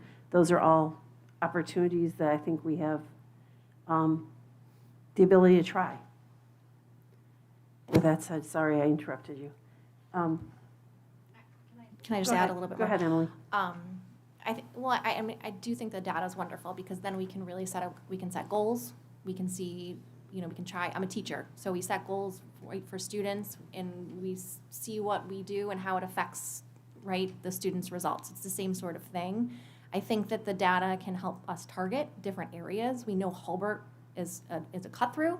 We know, I mean, residents on that street are not happy with the speeds, in that particular area because it is a cut through. And that's notorious for that. And I think that data it helps us to know where to enforce, where not to enforce. But I don't know what the answer is, but I am concerned about it. And I think it's a privilege to be able to drive. It's a privilege to be able to drive in our community, and we've got kids walking, we've got kids biking. This is a extremely bikeable, walkable community. This is what we want. We want all of these things, but we've got to change the mindsets around the drivers, not just here. I mean everywhere. And I appreciate what you are doing and what you have done. Thank you. Yeah, no, I mean, you're always answering me, you're always, but let's keep brainstorming and, so. I'll pass it this way. I mean, like Emily said, we can continue to brainstorm and continue to work through it. I think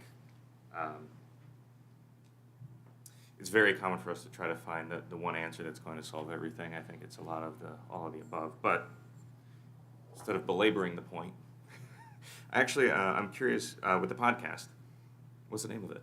So, because there's going to be a website, but everybody has their little podcatchers and what have you. Is it like, the Coffee Corner with Chief Barnes, or It's not the what Coffee are we Corner. going with? But I'll let you know after November 15th. All right, Yeah. So, and with the Sign podcast. up for Fairport Alerts. there we go. With the podcast, we reached out to a local brand a local band called the Broken Bottles. Okay. And they're high school band, actually. So, yeah, okay, so. Broken bottles. So we reached out to them. I happen to know the bass I player. heard. So we reached out to them and asked them if they could do our lead-in song. So we're trying to obviously have as much involved, or the community involved as possible. And that's just one of the things. So I want to put a good product forward, but it's actually a great tool. It's a great tool to be able to have someone on that we dealt with or address an issue, whether it's policing or just community related. So we're looking forward to it. Yeah, I think that'll be great because Yeah. I'll have a chance to listen to something to or from work as I am following the speed limit, entering and exiting our village. Oh, right, sorry. So I'm speaking a lot. I just will say, for those at home who can't see it, 2 thumbs up for the department. You guys are fantastic. Thank you very much. Where I've stood from day one on this, our department is what makes us able to have festivals, makes us a destination. People know they're going to be safe here. People who know this desires to come to. And the one thing, Chief, for the whole community engagement portion that you were all very humble and modest and left out of the slideshow is on Halloween and on Christmas, that our officers are driving around, handing out candy, dressing up in Santa Claus outfits during Christmas, going with the fire department on the fire trucks, bringing joy, and showing the positive aspects of it to the community, that our police department's not anything to be afraid of. They're there for you. They care about this community so much. And that those are 2 of the examples right there. It gets excited. I always try and give candy to the officers on Halloween when they're coming by, but they've got some for me. So it's just that kind of outreach where you can see it. And it's be approachable. If from anything as simple to as major as you need, you guys are there. Appreciate that very much. Yeah, just so you bring a valid point, this Friday is the community Halloween parade on Potter Place for all the village residents. Can't wait for Friday night, and it's supposed to be perfect weather, so. So I wanted the opportunity to say thank you. I know I've been bugging you to get you here for our meeting, and I so appreciate you coming. I so appreciate everybody who joined you here this evening. You need to go to more trainings. You're welcome. I love the interactions that I get to have with members of your team throughout our village. I happen to have an identifiable vehicle. I make sure that I am driving the speed limit because I don't want to have any other kind of interaction other than a, hi, how are you doing today? Although you can follow pretty closely on that motorcycle to the back end of my car. Allegedly. But thank you for coming. Yeah, allegedly. Thank you for coming this evening. Thank you for all the work that your team does. And we are here to support you just as you are here to support us. Appreciate that. So we really appreciate everything that your team does. Thank you, guys. Thank you.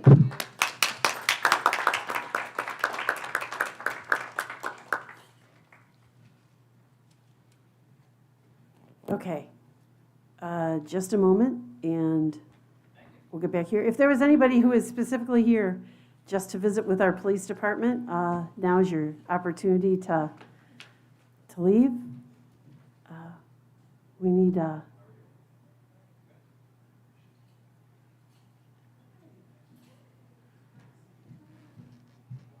okay. Yes, we are waiting on you. So this takes us to item number 5, parking lot traffic demand circulation analysis discussion.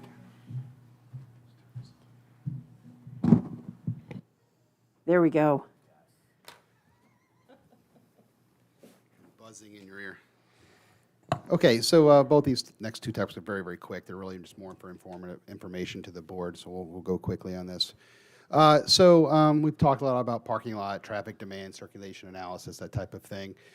We've been having some great discussions with some of the some engineering firms around the Monroe County that do this type of work, in addition to some other firms we've been talking to regarding our zoning code update that's coming up as well. And it's a time, I think, where we can really look at this really comprehensively and not just looking at just type of parking and where it is, but the types of things that you can do that contribute to parking and cleaning those up a little bit, looking for areas where we can make improvements to a community like ours and trying to promote economic development and growth and so forth, and looking at how that circulation happens, what's the demand analysis associated with parking, when you can do that, the types of metrics and other variables that contribute to these types of things. So we really want to take a really hard, comprehensive look versus just looking at, hey, these are our peak times. It's Thursday and Friday nights from 5 to 10 o'clock, and what do you do? We've had some conversations internally, like the option to not have a vibrant downtown and economic development and continue to have infill commercial investment is not an option to say, I'm not going to do that anymore. The option to go out and annex property in the town and just build parking lots and so forth is not the only option, right? So how do we work within those confines that we have to really look at these things creatively, public-private partnerships, how planning board looks at when we have to waive parking, which is always going to be the case, and that's fine. It's better than having 200 parking lots in this town and everyone's having their own parking that are used 10% of the time, right? So what do we look like that? How do those contributions happen from the private sector when we're waiving parking? Those types of things. And we'd like to start this process now and go through it so that we can tie it into our zoning code update, make sure that these types of improvements and recommendations and thoughtful responses are part of that process and as we start to move forward. So before we start doing that, I wanted to make sure this is something the board wanted to pursue and do. I think it's a good idea to go through this process, look at it. It won't all be just going out and getting consultants, but a lot of internal review, how we look at this thing, gaining some momentum, using internal staff as well. So I don't foresee this being a massive demand, but it's something that should be looked at very thoughtfully from a lot of different lenses. But again, I didn't want to move forward with staff and start to move down this path unless this is something you guys support. It is a budgeted item in our adopted budget. So with that. You're not requesting a formal vote, you're just trying to. No, I mean, get it's us- there. I just want to make sure that we're going to go through that process. We are going to take a look at it. And if we're going to go through the zoning code review update, which is we're talking about next, now's the time to do that. So it's incorporated thoughtfully in how we do zoning and those types of things. Okay. So. I'm just going to let people say what they would like to say, or if you have a question for Brian about this. I've been starting at the other end. Mike, do you have anything that you I share? wholeheartedly and enthusiastically am in favor of this. I think I've been advocating for this in some form or another since we adopted the comprehensive plan, and I think it's by far, as we're talking about data and for the speed, I think we need the data for every other facet of parking, of anything before any changes or code or reconfiguration of any areas go. So wholeheartedly on board. Your thoughts? No, I think this makes sense, and like you said, Brian, it makes a lot of sense as we start looking at the zoning code update, because those are things that are gonna go hand in hand with each other. You wanna make sure that, we're thinking smart and holistically about just everything that's happening in the village, and so, you know, when we have things in the wrong place, it costs us opportunities, which ultimately comes down to quality of life in the village. So getting those all in alignment, I think, makes sense. Okay, I'm going to skip over me. Emily, would you like to share anything? Brian, you're saying this could be done internally, most of the work? I'm saying in collaboration with, we will go out and RFP a consultant to assist us in this process. We want to look at best practices, and it's not just doing study analysis of where we're at with the pre-existing conditions, but also what are good zoning metrics for future development and for future projects, and when buildings come back to adaptive reuses and different uses as we move forward with that code update.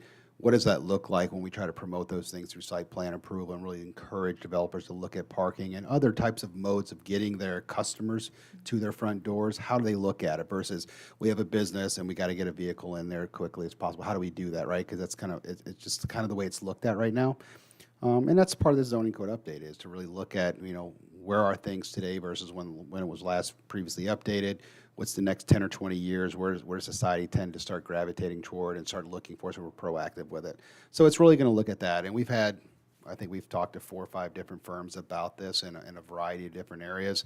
And there's just bigger things to look out versus just saying, well, gee, we have a parking problem. I mean, we don't. We have an economic vitality problem where we're doing really, really well, and more people want to come here than we can feasibly handle with every vehicle that's here. That's not a problem. It's just a result of a vibrant community with a lot going on. But we want to cater to as much of that as possible, where possible, right? At some point, everyone hits a saturation point, and it'll be what it's going to be. So anyway, we want to take a look at that. We want to do it as part of the zoning code. I want it to be comprehensive in its approach, not a one-size-fits-all. And there won't be something, I don't think it's going to come out of this like, wow, we were doing something wrong or different, but just looking at different approaches to this, looking at these are small slices of the pie that could be contributing factors to future development or current existing things that maybe we've waived parking for a lot of different reasons, and it's great, but maybe we can collaboratively look through a process with the entire community that's sharing parking basically on municipal property, and we all contribute to a shared process or a shared goal or a shared vision. So I'm kind of looking forward to it, to see kind of what comes out of it and have those discussions. But now's the time. So again, we don't want to start going down that road without making sure you're aware of it. It's hard to have these discussions since we're not together all the time, so we have to have a work session to talk about these things. But I'd like to get started on that, really start taking an active look at it. We start the budget process in January, so there's not a lot of time to start getting these things implemented and moving. So we want to start that process as soon as possible. Tracy, do you have any questions Yes, or I would comments? welcome any sort of circulation study in the parking lots and how we're using. Yeah, I mean, I think I mentioned this back in January. But, yes, it's nice that there'll be some engineering and some actual real data gathering as well. There will. Okay, I guess I'm the last person. I think it fits nicely with the code update, and the code update's been a long time coming, so I'm looking forward to seeing where this goes. Great. Do you feel comfortable that you have the support of the board to do this? Yes. And lastly, with the zoning code update, just giving the board, as we know, as part of the comprehensive plan that was adopted last year, that's always the precipice to updating your zoning code and utilizing that as what the community has spoken with, and implementing that into your code and really evaluating what that looks like. So with that, we budgeted, got our grant for a zoning code update to assist in that. We RFP'd or put a request for proposals out to the community for agencies to assist in that process. We received 3 responses. We have interviewed all 3 of those and met as a committee to kind of determine who we liked, who we didn't like. All of them were great in their own way. Everybody can do it. They have proven track records, so we feel very comfortable making a recommendation to the board. Excuse me. At the next village board meeting, we'll send something out shortly. Our last interview was done last Friday, so it's hard for us to get a recommendation and a conversation with thoughtful analysis before getting this agenda out. So that's why you don't see it before you today to have a large discussion on it. But we will send something out prior to that board meeting, so you have some background on those things. But we'll provide you with those responses that we received and our comments and recommendation as a committee. But it was unanimous. It was a great process. And like I said, regardless of who is ultimately selected by the board, they're all going to have a good track record of providing a great product to us. So I'm looking forward to that. The sooner we get going on this, the sooner we can end. It is probably going to be a 12-month process. We're going to do everything we can to expedite that.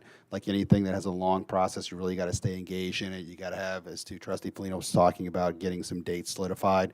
We're probably going to almost set a schedule day 1 on this thing.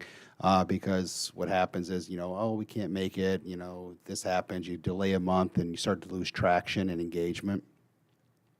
So we'll move on that very quickly, but we're excited to do it. I'm glad we have our new planner, Jill Wiedrich, that's going to lead this and champion this effort. She's ready to get moving on it. It's an exciting thing for a planner to do, to really take a look at the community and have an impact and put your thumbprint on it. So we're looking forward to get started with that, and you'll see that in the next couple of weeks. Thank you, Jill, for getting that grant. Oh, yeah. Thank you, Jill, for getting that grant. Thank you, Jill, for getting that grant. She's probably watching, unfortunately. She's got nothing else to do but watch these Jill meetings. at home, thank you for getting that grant. When I will say, this is my comment for number 6 as well for the zoning card, since I already spoke about the discussion. And I think one of the important things about having the outside consulting firm is its level of transparency. It shows unbiased results for what they come through. It's not like it's a predetermined, I think when it's in-house stuff, I think unvalid or unreasonable, the optic of it is that the results already been predetermined. I know we haven't had the recommendation yet. My opinion would be that I think for full transparency and objectiveness and for the community, if we had a firm that was not located in the village itself, I think would be good. I think that would remove some of the community undercurrent that perhaps, are they benefiting, or is it being a slanted, presentation for some reason? I think just an outside perspective would be, something that's not impacted by it, just my 2 cents. Anything else from the board? Okay. Very much looking forward to this process. I guess me also being a planner. You say that now. did that- I'll Oh, ask you 6 months in. oh no, I've been through some myself. my friend. I know. No, this is also a great opportunity also for everybody who's here or who's listening. When you're interested in what gets built in the village, so much of it boils down to zoning. So, if you're displeased with something or you want to see something more happening that's not happening, it's probably because the zoning is allowing or not allowing something to happen. So it's very important we hear from everybody, and it's a once in a several decade opportunity here, so don't let it pass you by. Anything else from the board? Okay, I'm going to skip over item number 7 for a second because we're going to enter executive session. So I'm going to move to item number 8, which is upcoming meetings. Our next village board meeting will be Monday, November 13th, 2023 at 6:30 p.m. In this boardroom. And the village board work session for November is Monday, November 27th, 2023 at 6:30 p.m. We are going to enter executive session after I ask for the motion. We will exit, go to the conference room. Once we're done with executive session, we will come out and adjourn the meeting. So you won't miss anything, whether you're at home or whether you're in the room right now, if once we enter executive session, if you choose to leave. So I will ask for a motion to enter executive session to discuss the proposed acquisition, sale, or lease of real property and the employment history of a particular individual. So moved, trustee Felino. Second, trustee Mishler. All in favor? Is there anyone opposed? All right, we are going to exit and go to executive session. I want to thank everybody who joined us either live or on the internet or Facebook or YouTube, however you joined us this evening. Thank you for being here. Thank you for your interest in what's going on. And Haley, you can't come to executive session, sorry. Also, don't forget, Halloween's coming up. Keep your eyes about you. Please drive safely. Haley, thank you for being here tonight.